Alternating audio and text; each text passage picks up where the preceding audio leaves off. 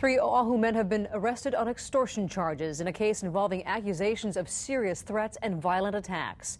44-year-old Tori Winward, 44-year-old Curtis Swanson, and 30-year-old Jesse Yoshino.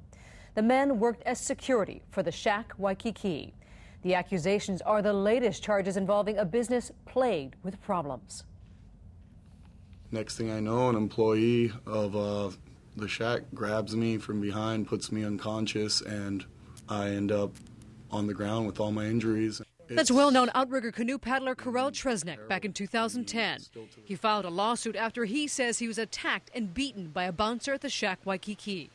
One punch broke my jaw, and then they proceeded to beat me up while I was unconscious and left me outside. By phone tonight, another victim. He says his beating by security was unprovoked. Nothing's being done to prevent it.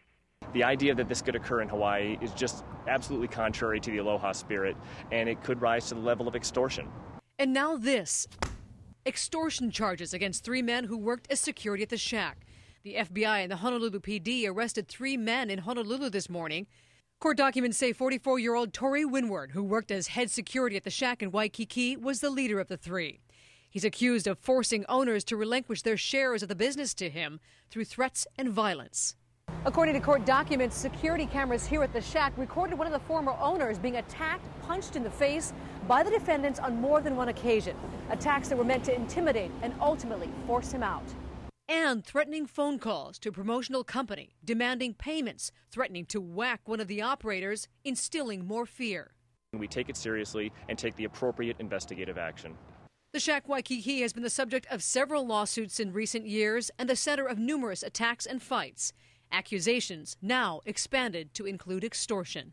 Security is there to ensure people's safety, and they're consistently hurting people. Two of the men, Winward and Swanson, have lengthy criminal records. All three men face detention hearings later this week. A judge will determine if they can get out of custody while awaiting trial or if they'll have to spend that time in a federal detention center.